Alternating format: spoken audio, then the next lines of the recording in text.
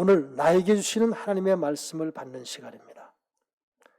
오늘 읽은 성경 본문 로마서 15장 4절에서 13절 말씀에 보면 오늘 요절을 5절, 6절로 정했는데 요절 말씀을 다 함께 낭독하겠습니다. 시작.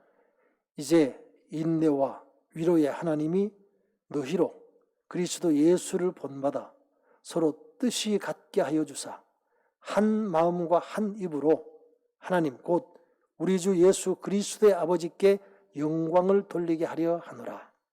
로마서 15장 5절에서 6절 말씀. 한 마음과 한 입으로 구원받은 우리들이 무엇을 해야 할 것인가를 오늘 말씀을 통해서 찾아보려고 합니다. 지금 우리는 대강절 기간을 보내고 있습니다. 오늘이 대강절, 대림절 두 번째 주일입니다. 지금 두 개의 양초에 불이 켜져 있는데 점점점 우리의 마음이 깨끗해지는 그런 과정을 거쳐가고 있습니다. 성탄절에는 하얀 초, 흰색 초에 불을 밝히게 될 것입니다. 이번 대림절을 지내면서 주님 앞에 회개하고 자백하고 정리하고 깨끗한 마음으로 주님을 맞이하고 또 주님을 기다리는 그런 은혜가 넘치시기를 바랍니다. 무엇이든지 전에 기록된 바는 우리의 교훈을 위하여 기록된 것이니 우리로 하여금 인내로 또는 성경의 위로로 소망을 가지게 함이니라. 인내와 위로로 소망을 가지게 한다. 이제 인내와 위로의 하나님이 너희로 그리스도 예수를 본받아 서로 뜻이 같게 하여 주사 한 마음과 한 입으로 하나님 곧 우리 주 예수 그리스도의 아버지께 영광을 돌리게 하려 하노라. 한 마음과 한 입으로 영광을 돌리게 하려 하노라. 정리를 해봅니다. 구원받은 성도는 하나님께 영광을 돌려야 한다는 것을 우리에게 가르쳐 줍니다. 영광을 돌리는데 우리에게 인내와 위로가 필요하다는 말씀을 합니다. 하나님의 인내하심, 하나님의 위로하심이 우리에게 필요하다는 것입니다. 하나님의 인내하심과 위로하심이 우리로 하여금 구원에 이르게 하셨다. 그런 표현입니다. 그리스도 예수를 본받아라. 그렇게 말씀합니다. 구원받은 우리들이 이제는 그리스도 예수를 본받아야 합니다. 그리스도 예수를 본받아라. 베드로가 신앙 고백을 합니다. 주는 그리스도시요 살아계신 하나님의 아들입니다. 라고 신앙 고백을 했습니다. 베드로가 신앙 고백한 그 내용은 매우 중요하기 때문에 바요나 시몬아 내가 잘했다. 이 신앙 고백 위에 교회를 세우겠다 그렇게 말씀하셨어요. 얼마나 중요한 신앙 고백이면 그 신앙 고백 위에 교회를 세우겠다고 하셨겠습니까? 바로 그것이 예수 그리스도에 대한 신앙 고백인데 예수님, 주는 그리스도시요 우리를 상실한 통치권에서 회복시켜 주신 그리스도시요 주는 살아계신 하나님의 아들이십니다. 하나님의 형상을 따라 지음받은 우리들이 죄를 지음으로 타락했는데 다시금 예수님이 십자가에서 우리의 죄를 해결해 주심으로 이제 우리가 다시 하나님의 형상을 회복했다. 바로 그런 뜻이죠. 그래서 바로 그런 예수 그리스도를 본받으라.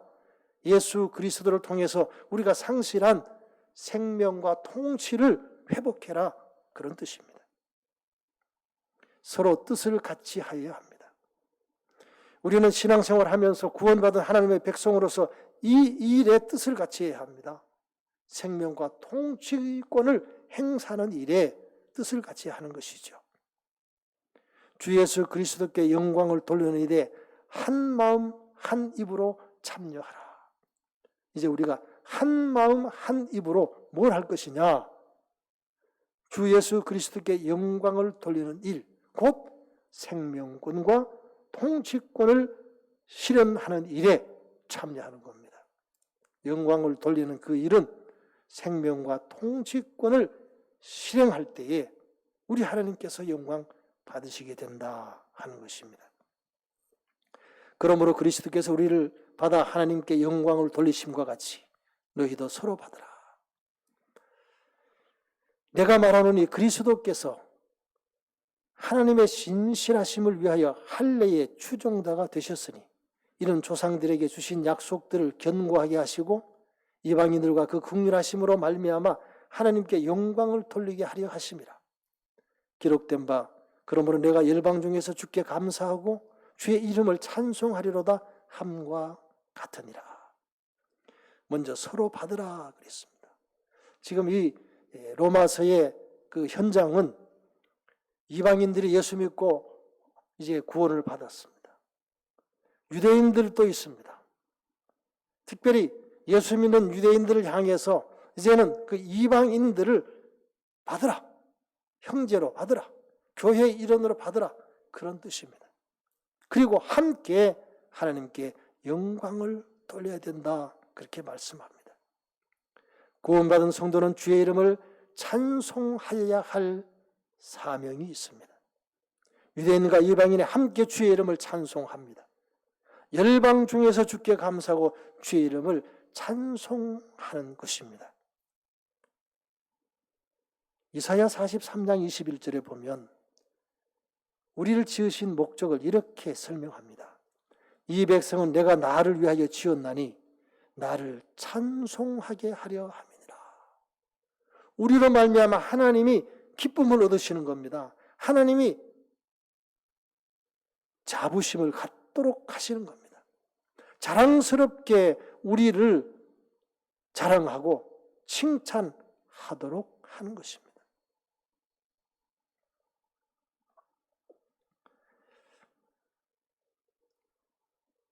저는 갑작스럽게 입원해서 수술을 받게 되었는데 사실 지금도 의사 선생님은 가능하면 외출하지 말라고 했는데 제가 간청을 해서 외출을 하고 나와서 지금 이 영상을 촬영하고 있습니다. 병실에서 제 아내와 함께 지내면서 텔레비전을 많이 보게 되었습니다. 또 텔레비전뿐만 아니라 영화를 보여주는 그런 것도 있어서 요즘 만들어진 영화 가운데 재미있는 영화를 제가 2편을 보았습니다. 그 중에 한 영화는 인도에서 아버지가 레슬링 선수였는데 딸 2명에게 레슬링을 가르쳐서 세계적인 선수가 되게 했다는 실화를 영화화한 것을 보았습니다. 제가 그것을 보면서 감동을 받았습니다. 제가 보고 눈물을 흘리니까 뭐가 그렇게 감동이 돼서 눈물을 흘리냐 그랬어요.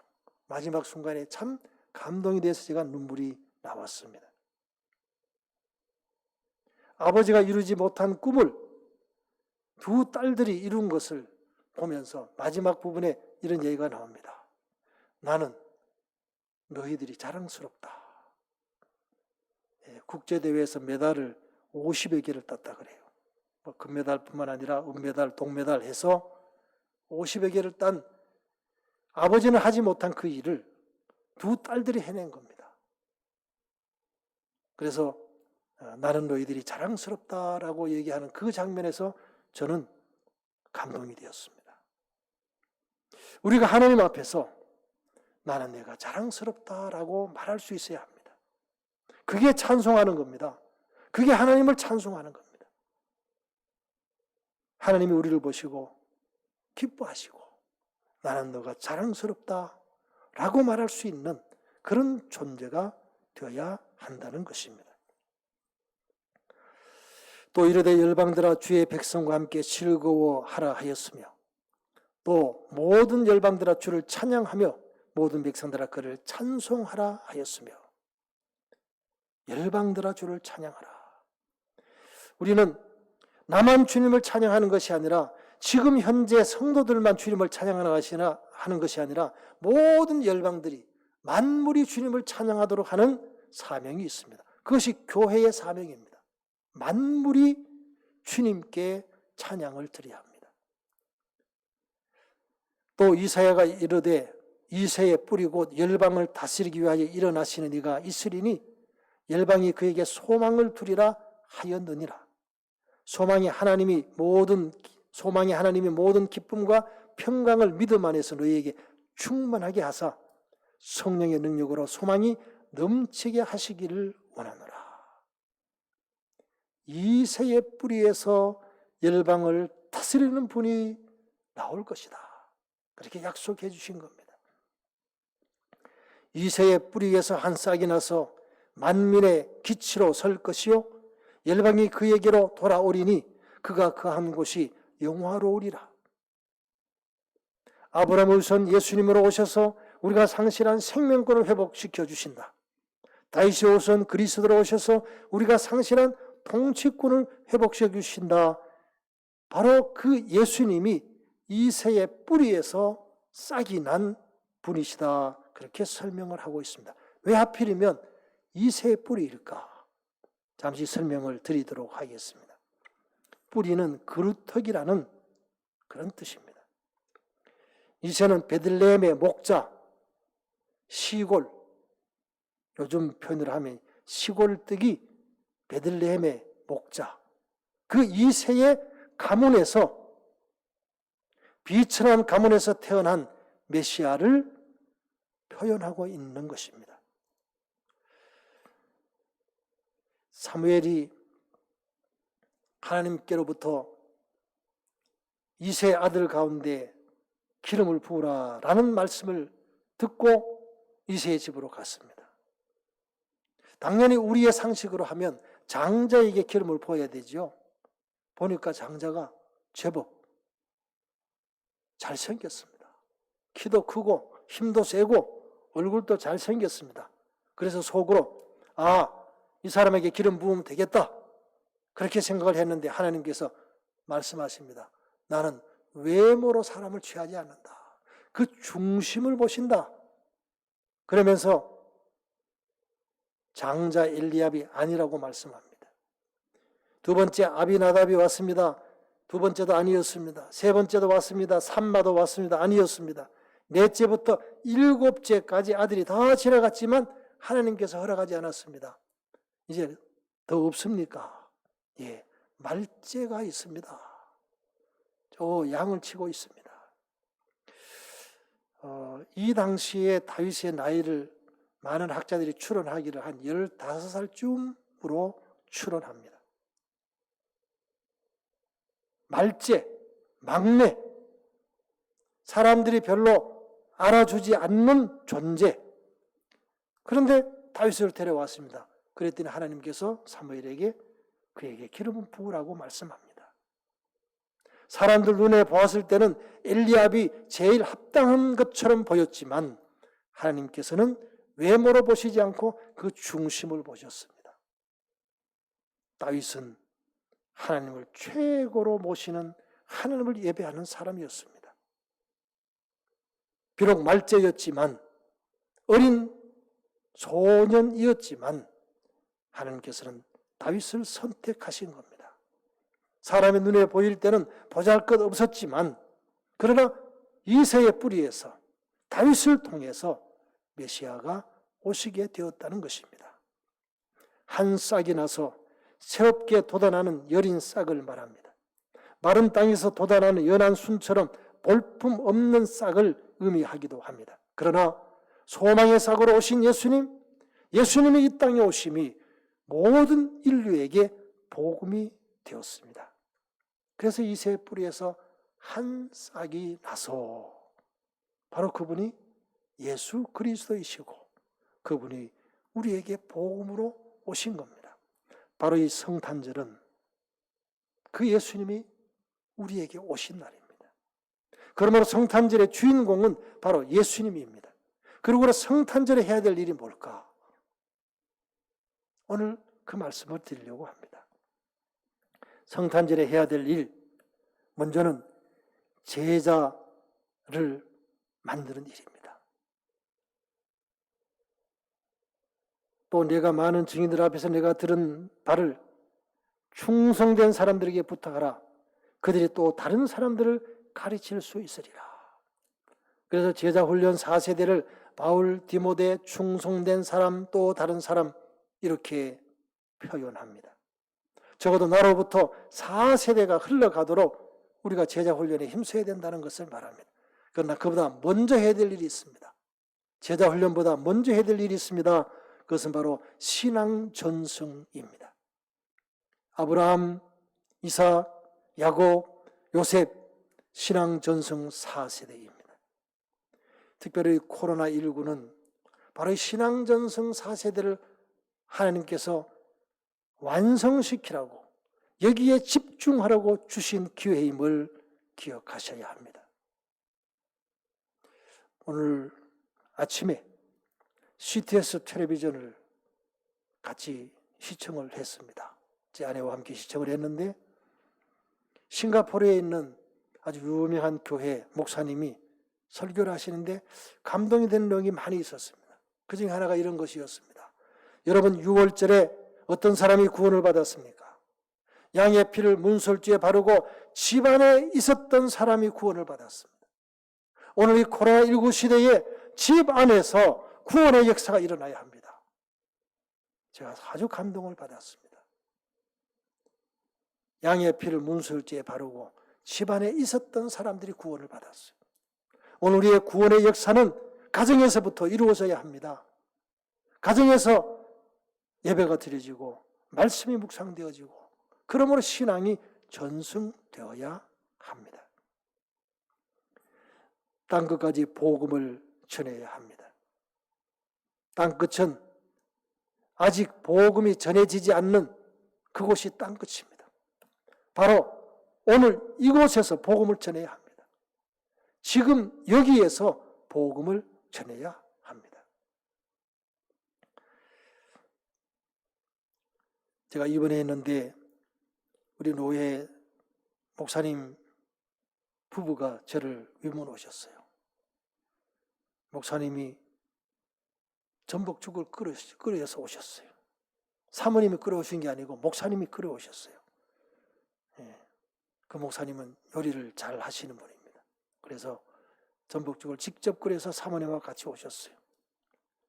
그러면서 그 병원에 아주 높은 자리에 있는 간호사, 제가 보니까 간호사가 아니라 제일 높은 분인 것 같아요. 그분하고 아주 반갑게 인사하면서 우리 윤마태 목사님 하고 소개를 하는 거예요. 그 이후로부터 그분이 저를 극진히 돌봐주고 있습니다. 그래서 사모님 교인이십니까? 그래 물었어요. 저는 당연히 그 목사님 교회 교인인 줄 알았어요. 그런데 아닙니다. 수년 동안 전도하려고 기도하는 분입니다. 아직은 교인이 아닌데 수년 동안 전도하기 위해서 기도하는 분이라는 거예요. 제가 그 사모님의 그 말씀을 듣고 감동을 받았습니다. 우리가 한 영혼을 위해서 수년 동안 전도하기 위해서 기도하는 그런 영혼이 있는가? 우리는 그런 사명자가 되어야 합니다. 제가 여러분 소개해드린 것처럼 우리의 모든 현장이 복음이 전해져야 될 대상입니다. 이런 8가지 요소마다 우리 그리스도인들이 있는 곳이 복음이 전해져야 합니다. 복음적인 가치관으로 가정이, 교육이, 경제가, 과학이, 정치, 문화예술, 종교, 언론, 방송이 움직여져야 합니다. 복음이 뭡니까? 살리는 것이죠. 살리는 일에 이 모든 영역들이 함께 힘을 합쳐야 합니다. 상대방을 죽여야 살아가는 이 시대에 우리는 살리는 일에 헌신해야 합니다. 그것이 바로 복음의 사람들의 사명입니다. 그리고 이제는 나아가서 아직까지도 복음이 제대로 전파되지 못하고 있는 모든 영역을 향해서 복음을 전해야 합니다. 특별히 이번 성탄절을 맞이해서 내가 복음을 전해야 될 대상이 누구인가? 내가 그동안 전도하기 위해서 기도하고 품고 있는 영혼이 누구인가? 그들에게 복음을 전하고 사랑을 전하고 그들에게 위로를 전하고 그것이 바로 이 성탄절을 보내는 진정한 의미입니다. 이새의 뿌리에서 한 싹이 나서 이 땅에 오셔서 우리의 소망이 되시고 우리의 구원자가 되시는 그분께서 오늘 2020년 성탄절을 맞이하는 우리들에게 무엇을 하기를 원하실까? 한 영혼, 한 영혼에게 복음을 전하는 기회로 삼으라 그렇게 말씀합니다. 이새의 뿌리에서 한 싹이 나서 우리를 구원하시려고 이 땅에 오신 예수님을 영접한 성도들은 한 마음과 한 입으로 복음을 전해야 합니다. 2020년 성탄절에는 나에게 맡겨주신 한 영혼에게 복음을 전하는 기회가 되어야 합니다. 한 마음과 한 입으로 복음을 전하게 하옵소서. 2020년 성탄절에는 나에게 맡겨주신 한 영혼에게 복음을 전하는 기회가 되게 하옵소서. 아멘. 기도하십시다.